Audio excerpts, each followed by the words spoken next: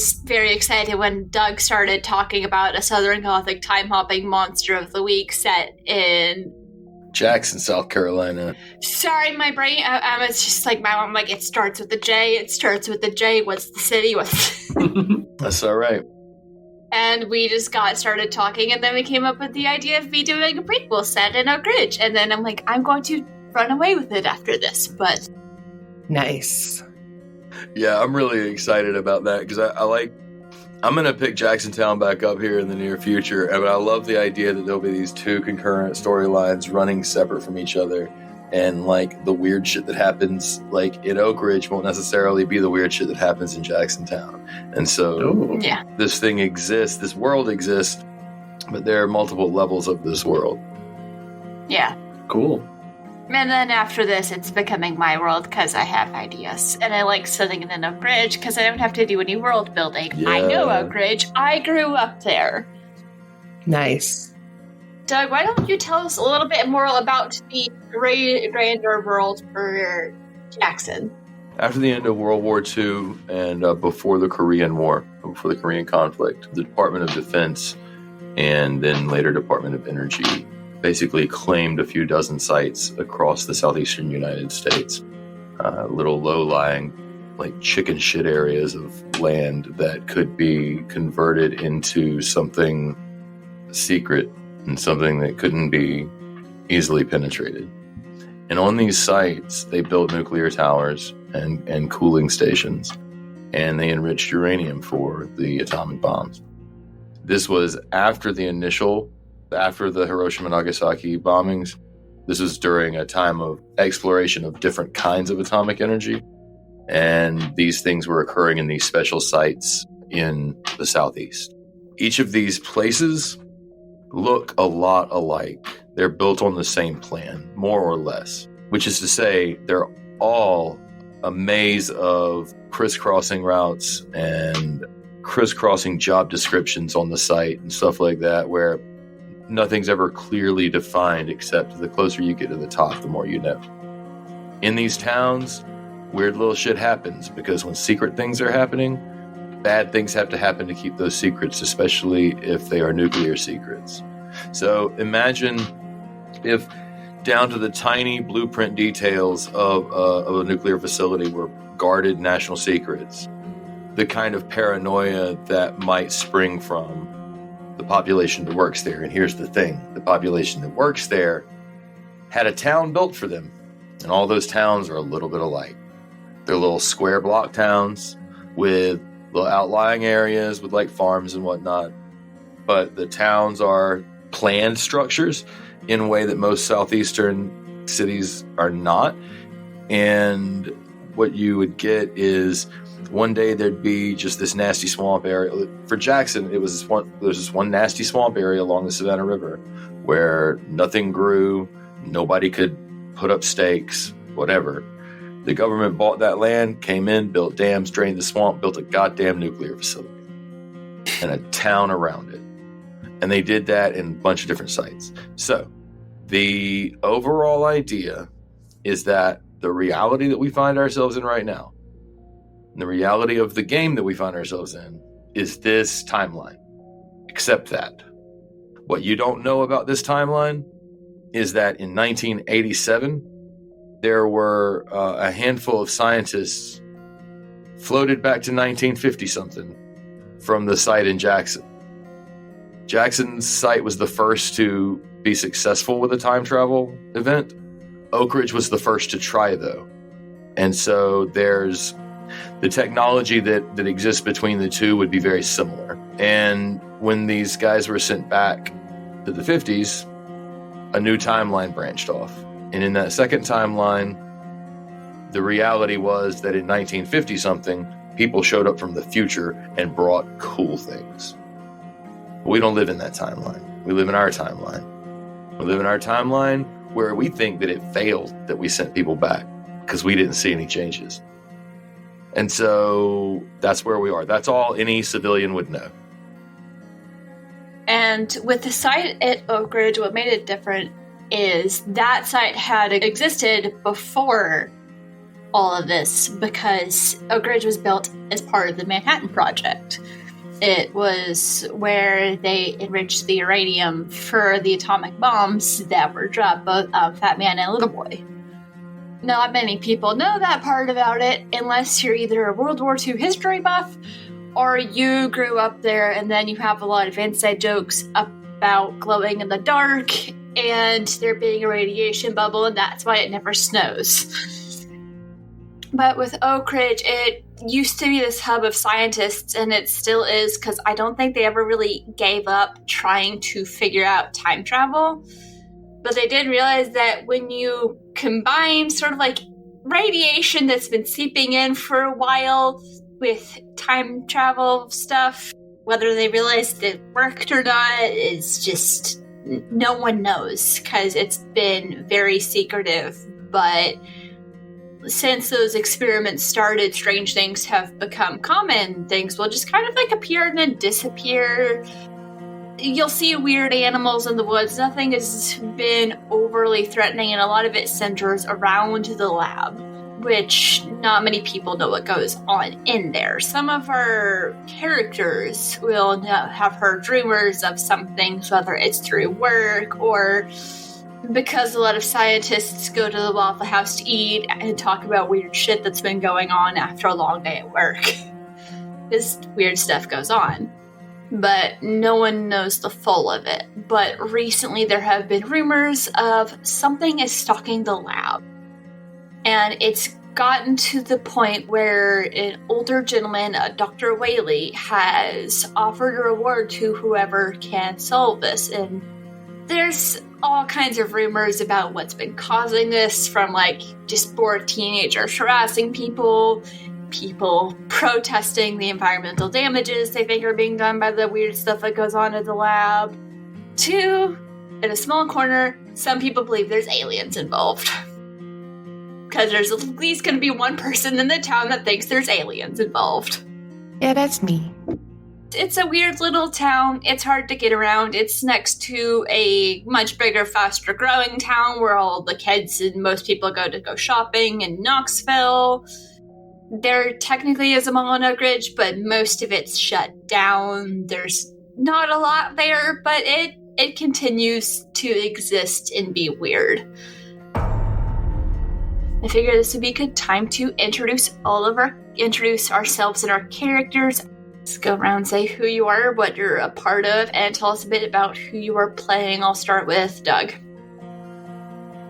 I brought a hat because I feel like that helps. I'm Hawk Bailey, and I run the AAA Atomic Pawn Shop, and I'm the guy you come to if you need something fixed.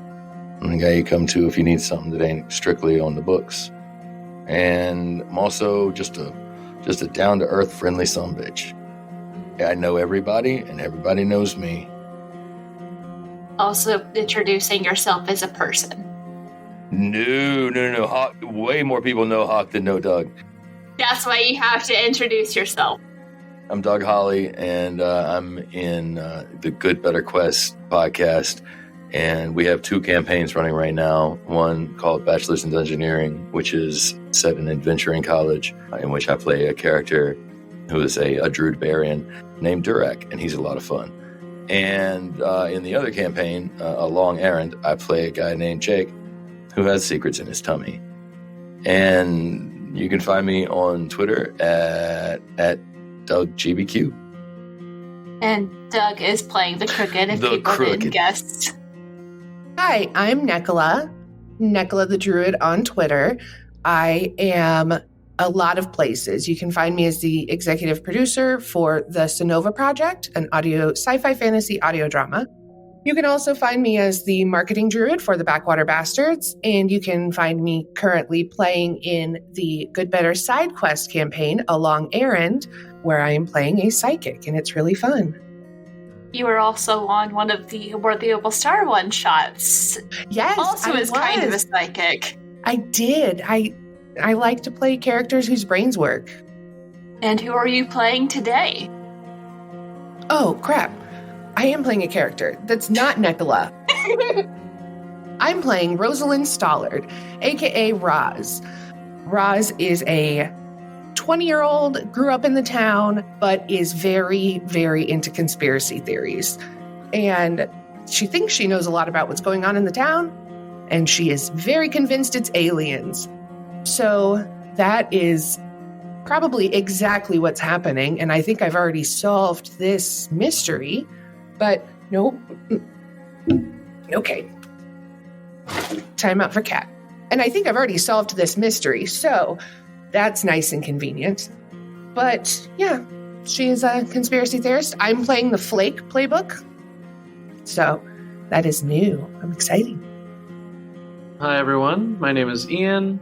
I use he, they pronouns, and I'm also a part of Ballad of the Seven Dice's Rise of Nyarlathotep campaign, a word that I've had to pronounce more times in the past couple months than I've ever had to pronounce in my life. I play Weary, an artificer tiefling in that game, and it's on Twitch, also on YouTube when we post the episodes. But for here, I will be playing Bartolomeo Delgado and the spooky spirit that hangs out with him called Vejigante.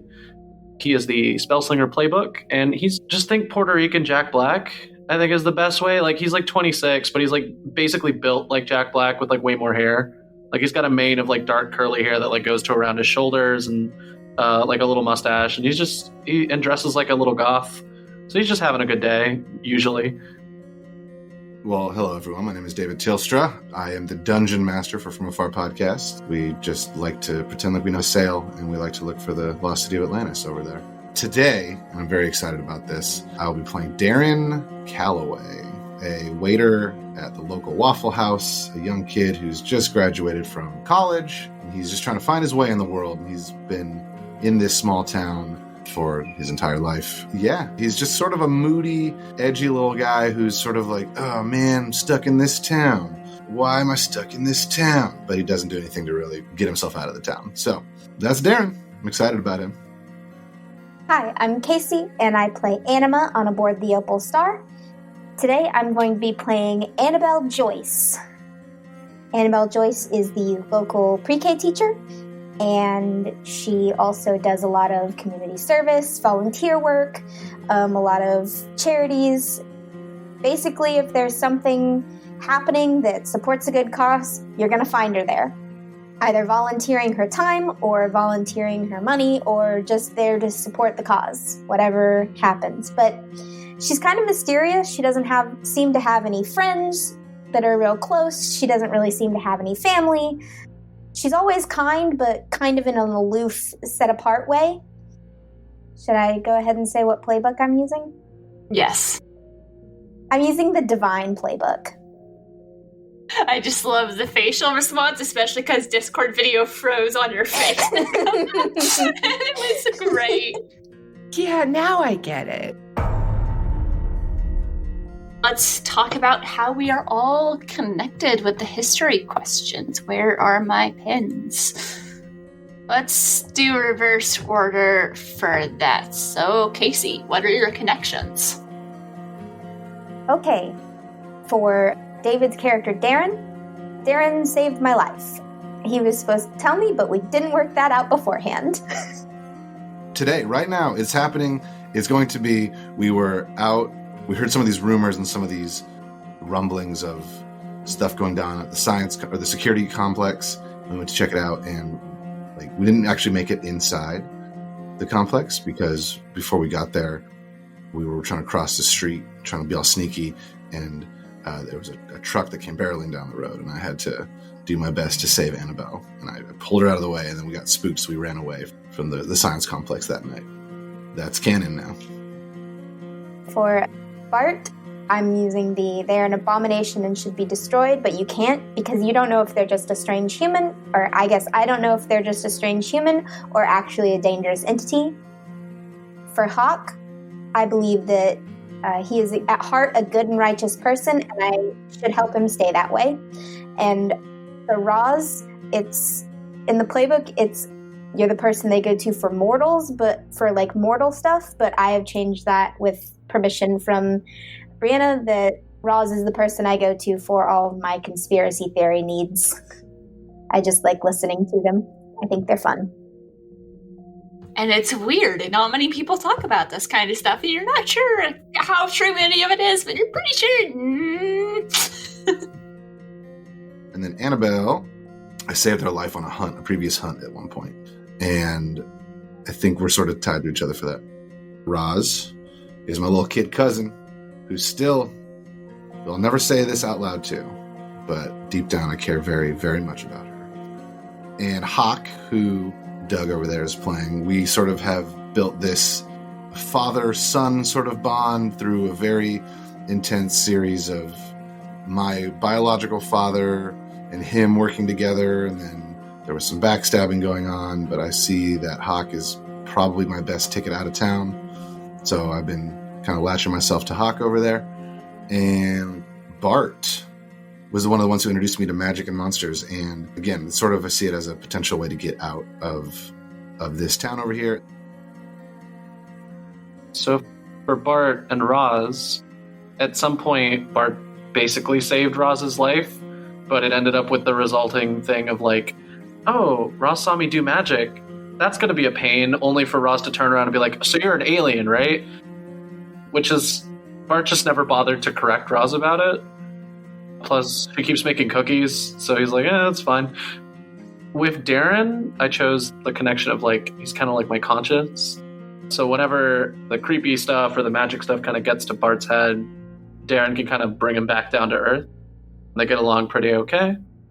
Everyone just goes to the Waffle House a lot, which is weird because it's Waffle House. I mean, it's a delightful place for gatherings, I won't lie.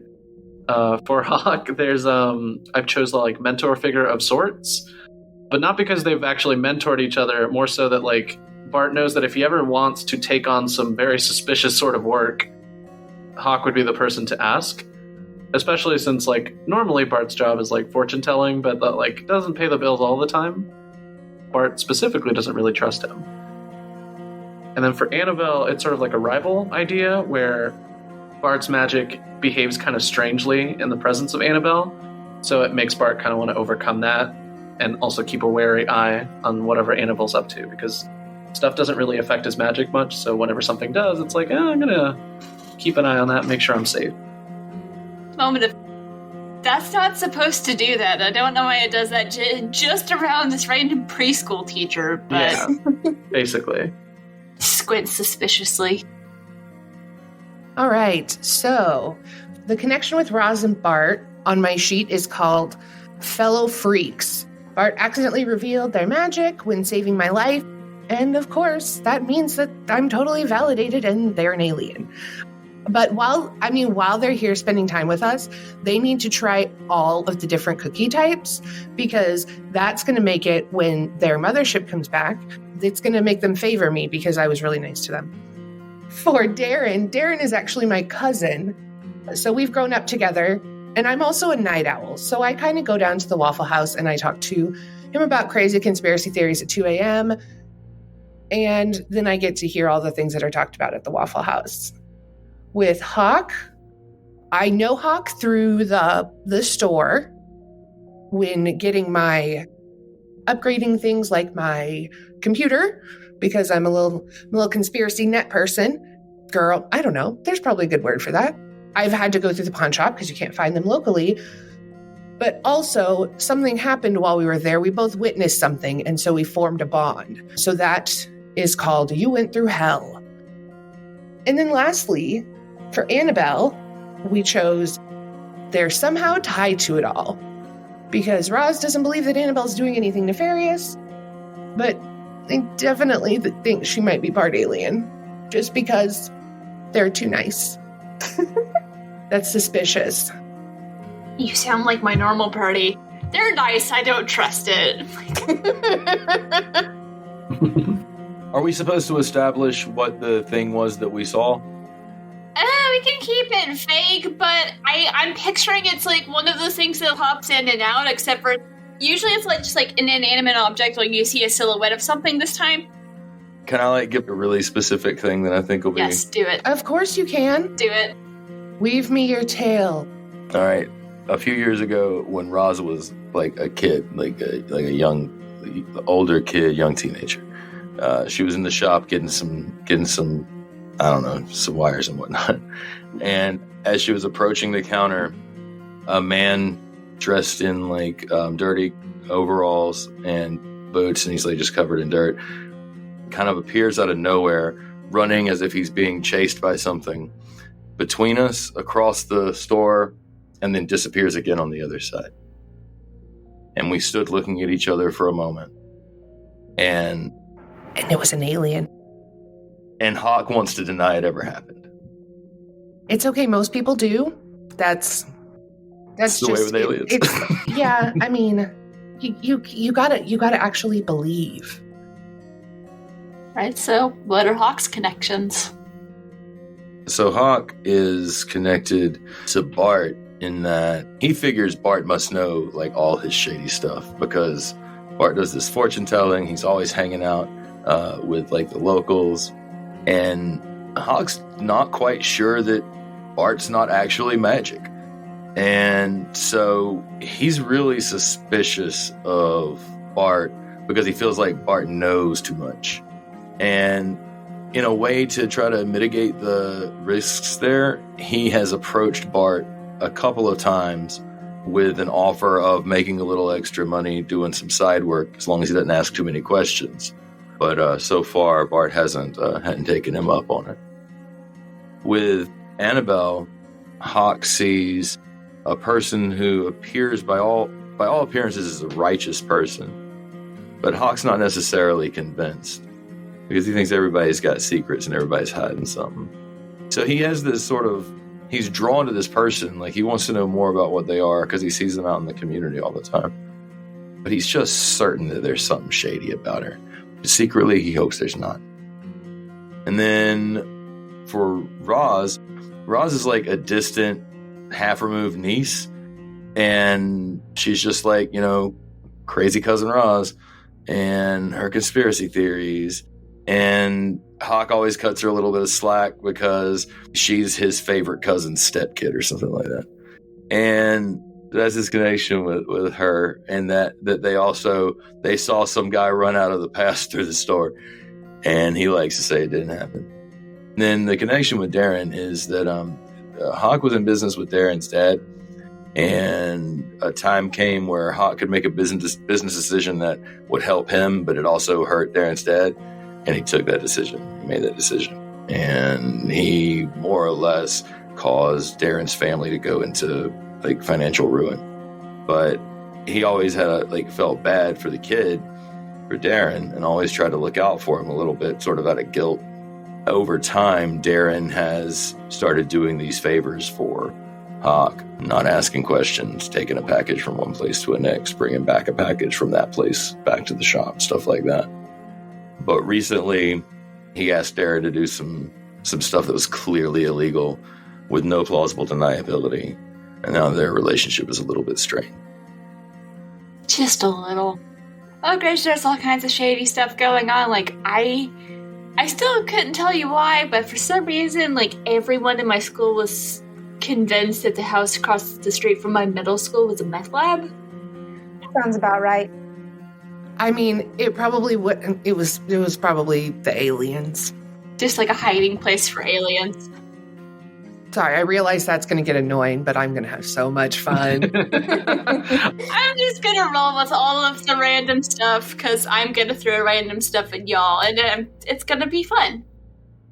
Oh, you have no idea. I have an entire page of UFO conspiracies pulled up on my computer right now, just in case I need them. Yes. Beautiful. I love it. Someone has offered up a reward to deal with this thing. And for those of you who went to get more information, either by email or phone call, you found that whatever's been stalking lab actually attacked a woman a couple of nights ago when she was going out to her car. She wasn't injured, but she did see this and was able to tell, even though she was very shaken up, this isn't a natural thing. This is particularly weird. I'm curious, how did you all find out about the job, about the reward, and what made you decide to pursue it? So Bart, he goes through the whole rigmarole of casting magic. He has this old mortar and pestle basically, and He uses that to cast the spells. There's never anything in the mortar and pestle, it's just how he does it. But whenever he does, this bipedal, reptilian, dinosaur-y looking spirit kind of shows up behind him. And that spirit is called Vejigante. And it has this horned mask-like face. If you look up Vejigante masks, and that's Vejigante, you'll see what those kind of look like. They're very colorful. But basically that's how Bart casts magic. And with that being said, Bart was casting something mundane, like, oh, I need to fetch something from over the tree. I'm not going to climb the tree. And when the spirit showed up, the spirit was not leaving and trying to get Bart's attention to go do something. And that pushed him towards trying to solve this mystery. He does sometimes nudge about things and warn about things. Mm-hmm. Okay, so Roz was definitely on the internet in her deep chat rooms, and somebody mentioned something that they heard. Or, no, I like this better. Somebody has some weird monitoring equipment and saw a spike. And so it prompted me to go down to the Waffle House. And I kind of excitedly tell Darren about it. And then I overheard that someone got attacked. Yeah, I imagine there have been random spikes, but this was the biggest / closest that you saw. Exactly. And so you're just oh my god, Darren. We gotta go. I'm gonna go. I'm gonna go check it out. I gotta go check it out. Hawk maybe was one of the first people in town to hear about it because his supplier from the site that brings him the irradiated tools, or brings him the tool, that person has already been talking about the rumors and talking about a reward, but he doesn't feel like messing around with it because it seems either dangerous or silly. But then he hears Roz talking about it in the store. And Darren. And these are two youngins that he has some sort of feelings for. And so when he hears that they're doing this thing, he's like, God damn it, I guess I'll have to go do it now. And so he's there. He doesn't say that he's there for this. He says he's there for the reward. But he's really there to make sure that Roz and Darren don't get killed. He's the grumpy old man dad friend. Yeah. I think there's a couple reasons. I think the first most base reason is if there is a reward, if there is money involved in the situation, I think Darren would see that as an opportunity to leave and just get away from his family and get away from just the life that he has lived thus far. But also I think there's probably maybe a deeper point that he doesn't even realize. If Hawk is going in and it's potentially dangerous, I think Darren would very much want to be there to not necessarily protect Hawk, but just keep an eye on things. And kind of the same with Roz. I don't think Darren is mature enough to understand that he cares about people. I think that's just sort of a deep down instinct of these people have shown me care and love, and I need to return that favor, basically. And if someone was there's a monster out there, he'd be like, no, that's stupid. But he'd be like, yeah, I definitely want to go see if that's real. A part of it is definitely, oh, wait, you said money for killing a fake monster? Of course. Yeah, let's go do that. I don't believe in monsters at all. I was also in the Waffle House.